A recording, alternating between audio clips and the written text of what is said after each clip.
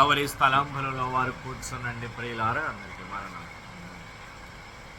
దేవుని యొక్క మహాకృపను బట్టి ప్రభువు మనలను ఈ మోషే ధ్యాన గుడారములో ఆయన 27వ దినములోనికి ప్రభువు మనలను ప్రవేశపరిచిన వారై ఉన్నారు. ఆయనకే నిండు మహిమ ఘనత ప్రభావములు యుగ యుగములు ఆయనకు మిండుగా కలుగును గాక.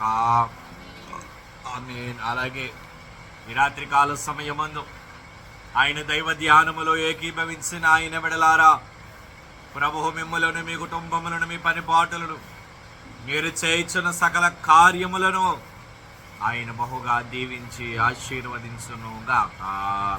ఆమేన్. కొద్ది నిమిషాలు దేవుని యొక్క వాక్యమును ధ్యానము చేద్దామండి. 27వ అధ్యాయము ప్రియులారా, మొదటి వచనమును చదువుకుందాం. మరియు 5 మూరల పొడుగు 5 మూరల వెడల్పు గల బలిపీఠమును తుమ్మకర్రతో నీవు చేయవలెను. ఆ బలిపీఠము చచ్చౌకముగా నుండవలెను. దాని ఎత్తు 3 మూరలు చాలండి. ప్రభువు తన పరిశుద్ధమైనటువంటి లేఖన భాగమును ఆయన మహిమార్థమై మన వినికిడిలో ఫలింపజేసి వాక్య సంబంధమైన ఆశీర్వాదములన్నీ ప్రభువే మనకు అనుగ్రహింపజేసి వర్తమానములో ప్రభువే మనతో మాట్లాడి మనకు సహాయమును అనుగ్రహించును గాక. ప్రభువునందు ప్రియమైన దేవుని విశ్వాసులారా, సీనాయి పర్వతము మీద దేవుని పాదముల దగ్గర మోషే ఆయన పాదముల చెంత కూర్చుని ఉన్నటువంటి వాడై ఉన్నాడు. మోషే కన్నులకు దేవుడు ప్రత్యక్షపు గుడారము యొక్క దర్శనమును ఆయన చూపించచ్చు ఉన్నటువంటి వారై ఉన్నారు. ఈ అధ్యాయములో కొన్ని విషయములను గురించి ప్రభువు మోషే గారికి ఆయన తెలియజేసినటువంటి వారుగా ఉన్నారు. మొదటిగా మందిరములో ఉండవలసినటువంటి బలిపీఠమును గురించి ఆయన మాట్లాడారు. రెండవదిగా ఆవరణం యొక్క స్థలమును గురించి ఆయన మోషే గారికి కనుపరిచిన వారై ఉన్నారు. అలాగునే మూడవదిగా దీపవృక్షమునకు కావలసినటువంటి నూనెను గురించి ప్రభువు ఈ అధ్యాయములో మోషే గారితో ఆయన మాట్లాడిన వారుగా ఉన్నారు. అయితే ఏ దినమందు మనము ధ్యానము చేయించున్నటువంటి అంశం ఏమిటి అంటే, యేసునాథుని యొక్క బలిపీఠమును గురించి మనము ధ్యానము చేయబోతూ ఉన్నటువంటి వారమై ఉన్నాము. ప్రభు అంటున్నారు మోషేతో, నీవు 5 మూరల పొడుగు 5 మూరల వెడల్పు గల బలిపీఠమును నీవు చేయవలను అని ఆయన అంటున్నారు. అది తుమ్మకర్రతో చేయబడవలను, అది చచ్చౌకముగా ఉండవలను, అలాగునే ఇత్తడి బంగారమును దానికి పొదిగించవలను అని ఆయన అంటున్నటువంటి వారై ఉన్నారు. బలిపీఠము అనగా వధస్థలము. ప్రియమైనటువంటి వారలారా, బలులు అర్పించేటటువంటి స్థలము బలిపీఠము అనబడే స్థలము. యాజకులైనటువంటి వారు మందిరమునకు వచ్చినటువంటి ప్రజలు తీసుకుని వచ్చినటువంటి వారి యొక్క బలులో వారు ఆ బలిపీఠముల దగ్గర వారు అర్పణలుగా వారు అర్పించడి వారుగా ఉన్నారు. అప్పుడు ప్రభువు ఆ బలులను ఆయన ఆగ్రానించి తద్వారా వారికి రావాల్సిన ఆశీర్వాదములు దేవుడు వారికి అనుగ్రహించువారుగా ఉన్నటువంటి వారై ఉన్నారు. అయితే ఈ రాత్రికాల సమయమందు మనము ధ్యానము చేయబోతూ ఉన్నటువంటి అంశం ఏమిటి అంటే, ఆయన యొక్క బలిపీఠమును గురించి మనము ధ్యానము చేయబోతూ ఉన్నాము. మనము చెప్పుకుంటూ ఉన్నాము, పరిశుద్ధ మందిరములో ఉన్నటువంటి ప్రతి ఉపకరణము కూడా యేసునాథునికి సూచనగా మనకి అగుపడుచు ఉన్నటువంటిదై ఉన్నది. మందిరములో ఉన్నటువంటి ప్రతి ఉపకరణము కూడా దేవునికి సూచనగానే ఉన్నది. అయితే ఈనాటి కాలములో బలిపీఠములు అనబడేవి లేవు, కానీ దేవుని యొక్క వాక్యమే బలిపీఠము. ప్రియమైనటువంటి వారలారా, అయితే యోహాను భక్తుడు అంటున్నారు, ఆది యందు వాక్యం ఉండెను, వాక్యము దేవుని యొద్ద ఉండెను, వాక్యమే దేవుడై ఉండెను అని ఆయన అంటున్నారు. అయితే యేసునాథునికి సూచనగా ఉన్నటువంటి ఈ బలిపీఠము దగ్గర అసలు మనము ఏమీ చేయవలసిన వారముగా ఉన్నాము. అయితే పరిశుద్ధ గ్రంథములో కొంతమంది భక్తులైనటువంటి వారు ఆయన కోసము వారే బలిపీఠాలను కట్టారు. అసలు ఎవరు కట్టారు బలిపీఠములో? ఆ వచనాలు నేను మీకు చెబుతాను, మీరు రాసుకోగలిగితే వాటిని రాసుకునండి. ఆదికాండము 8వ అధ్యాయము 20వ వచనములో నోవాహు బలిపీఠమును కట్టిన వాడుగా ఉన్నాడు. ఆదికాండము 8వ అధ్యాయము 20వ వచనములో నోవాహు దేవుని కొరకు జల ప్రళయము తరువాత అతడు ఒక బలిపీఠమును అతడు కట్టాడు. అలాగే ఆదికాండము 12వ అధ్యాయము 7వ వచనమును, 13వ అధ్యాయము 4వ వచనమును, 22వ అధ్యాయము 9వ వచనములో అబ్రహాము కట్టిన బలిపీఠములను మనము చూడగలము ప్రియులారా. అలాగే ఆదికాండములోనే 24వ అధ్యాయము 25వ వచనములో ఇస్సాకు కట్టినటువంటి బలిపీఠము మనకు అక్కడ అగుపడుచు ఉన్నటువంటిది అయ్యున్నది. 24వ అధ్యాయము 25వ వచనం అండి.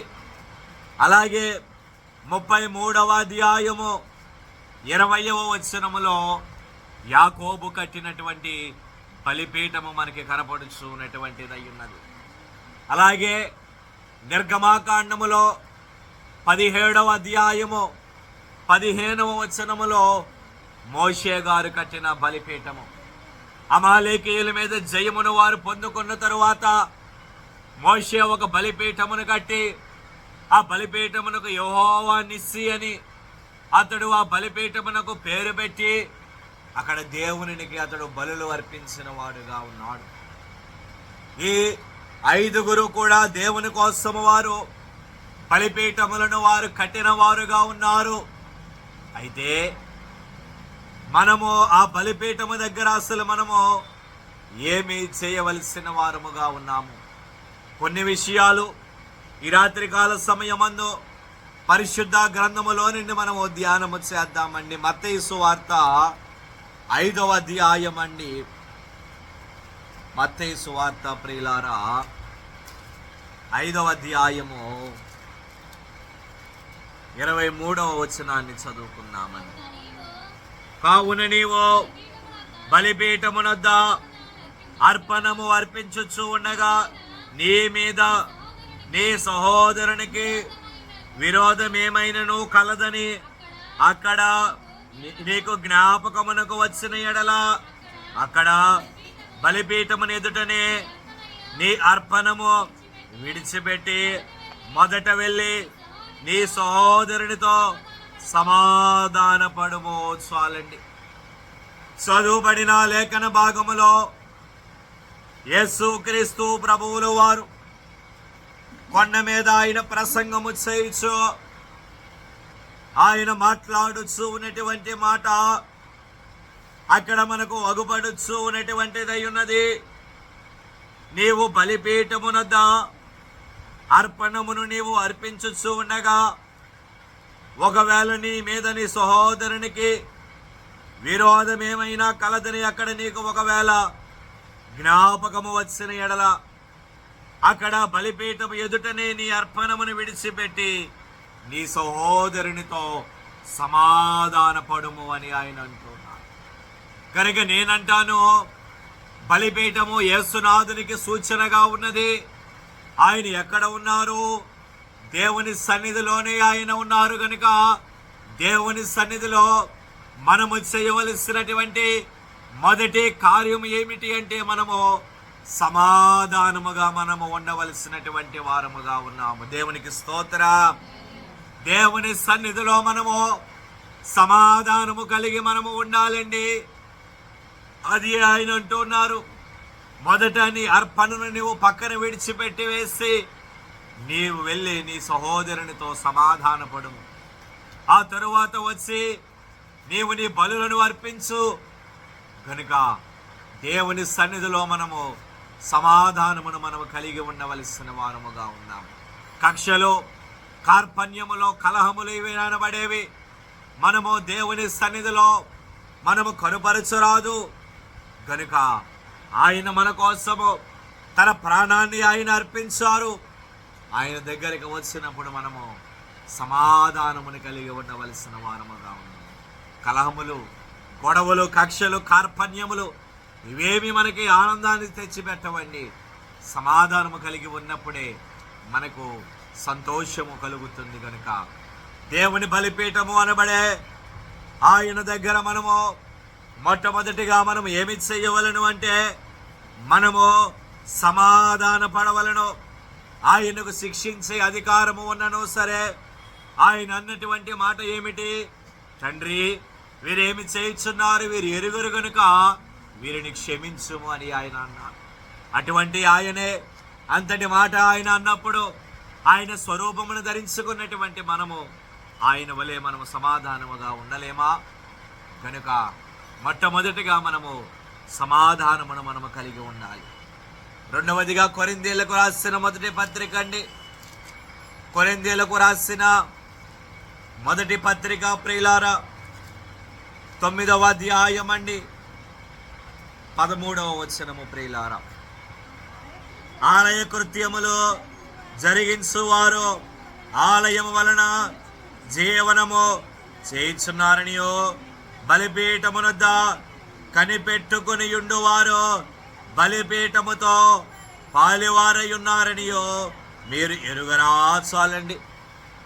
చదువుబడిన లేఖన భాగములో పౌలు గారు మాట్లాడుచున్నటువంటి మాట ఏమిటి అంటే, బలిపీఠమునొద్ద కనిపెట్టుకుని ఉండువారు బలిపీఠముతో పాలివారయున్నారని మీరు ఎరుగరా అని ఆయన అంటున్నారు. కనుక నేనంటాను, రెండవదిగా బలిపీఠము అనబడే యేసునాథుని దగ్గర మనము ఎలాగున ఉండవలను అంటే, రెండవదిగా మనము మౌనముగా ఆయన సన్నిధిలో మనము కనిపెట్టవలసినటువంటి వారముగా ఉన్నాము. దేవునికి స్తోత్రం. ఆయన కనబడి మాట్లాడే దేవుడు ఆయన.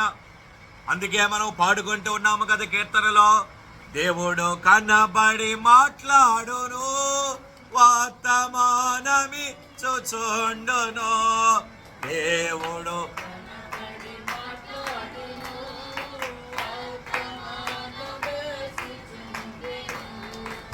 ప్రభువు దూతాలు పరిశుద్ధులను, ప్రభువు దూతాలు భూమి అందలి విశ్వాసులను, భూమి అందలి విశ్వాస రాకడ వార్తను ధరలో చాటుట పెండ్లి కుమార్తెను పిలచిన ప్రభు అది బైబిల్ మిషన్ అన్నాడు. ప్రభువే దానిని బయలుపరచెను, అది బైబిల్ మిషన్ అన్నాడు. ప్రభువే దానిని బయలుపరచెను. కనుక ఆయన కనబడి మాట్లాడే దేవుడై ఉన్నారు. కనుక మనం ఆయన సన్నిధిలో కనిపెట్టాలి. హన్నా అనబడే ఆమె దేవుని మందిరములో ఆమె కనిపెట్టినది, మౌనముగా ఉండి ఆమె దేవుని దగ్గర ఆమె కనిపెట్టినది. కనుక ఆమె ప్రార్థనకు ఆమె జవాబు పొందుకోగలిగినది. ఆమె గర్భములో నుండి సమూయేలు అనబడి ఒక దీర్ఘదర్శి ఆమె గర్భములో నుండి వచ్చిన వారుగా ఉన్నారు. కనుక మోకాళ్ళ మీద ఉండి మన యొక్క నేత్రములు మనము మూసుకుని మనోనేత్రములు తెరచి దేవుని వైపునకు మనము చూచినప్పుడు ఖచ్చితంగా ఆయన మనకు కనబడి మనతో ఆయన మాట్లాడువారుగా ఉన్నారు. ఆదికాండమండి 12వ అధ్యాయము ప్రియులారా, ఆదికాండము 12వ అధ్యాయము 8వ వచనం అండి. Hi hi. బేతేలుకు తూర్పుననున్న కొండకు చేరి పడమటనున్న బేతేలునకును తూర్పుననున్న హాయికిని మధ్య గుడారము వేసి అక్కడ యెహోవాకు బలిపీఠమును కట్టి యెహోవా నామమున ప్రార్థన చేసెను. చాలండి. ఎవరైనా అబ్రహాము గారు ప్రభు ప్రత్యక్షమై అన్నారు, అబ్రహామా నీవు లేచి నేను చూపించే దేశానికి వెళ్ళుము అన్నారు. అబ్రహాము తనకున్న సమస్తాన్ని విడిచిపెట్టి ప్రభు ఎక్కడికి వెళ్ళమంటే అక్కడికి వెళ్ళిపోయాడు.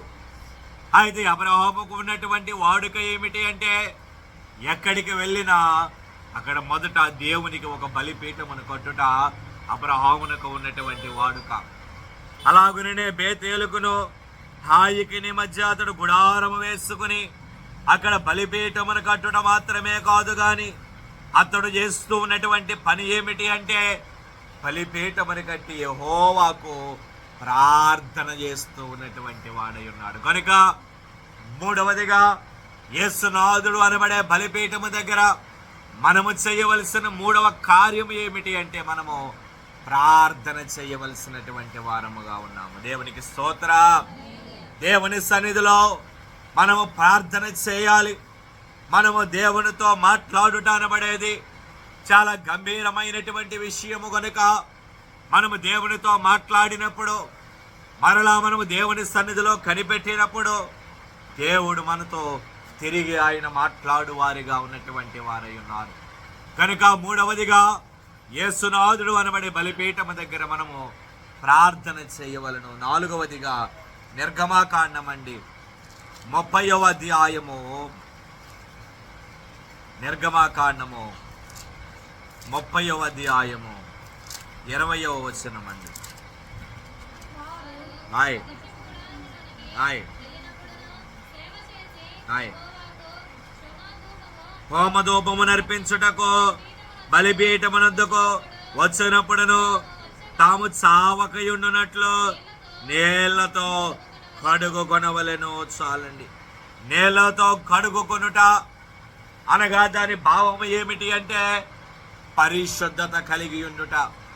పరిశుద్ధత కలిగి లేకుండా దేవుని ఆనాటి కాలములో పరిశుద్ధత లేకుండా ఎవరైనా దేవుని దగ్గరికి వచ్చినట్లయితే అక్కడికక్కడే వారు మరణశిక్ష పొందుకునేది వారు.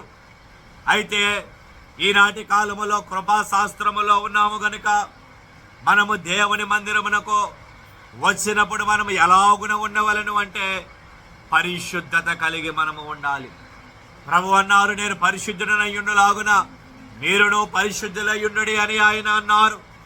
కనుక యేసునాథుడు అనే బలిపీఠము దగ్గరికి వచ్చినప్పుడు మనము పరిశుద్ధముగా ఉండాలి. ఇక 5వదిగా కీర్తనల గ్రంథం అండి 26వ కీర్తన. ప్రియులారా 26వ కీర్తన 6వ వచనం అండి. నిర్దోషినని నా చేతులు కడుగుకొందును, యెహోవా నీ బలిపీఠము చుట్టూ ప్రదక్షిణము చేయుదును, అచ్చట కృతజ్ఞతాస్తుతులు చెల్లింతును. చాలండి. ఇక 5వదిగా కీర్తనాకారుడు అంటూ ఉన్నటువంటి మాట, అయ్యా నీ బలిపీఠమునొద్ద కృతజ్ఞతాస్తుతులు చెల్లించదును అని ఆయన అంటున్నారు. కనుక 5వదిగా యేసునాథుడు అనబడే బలిపీఠము దగ్గర మనము చేయవలసిన 5వ కార్యం ఏమిటి అంటే దేవునికి మనము స్తుతులు చెల్లించవలసిన వారముగా ఉన్నాము. జనుకులు అన్నారు, స్తుతి నీ స్థితిని మారుస్తుంది అని ఆయన అన్నారు. కనుక ఎల్లప్పుడూ దేవుని స్తుతిందాము. ప్రభు కృప మీ ఎల్లరికూ తోడయుండును గాక.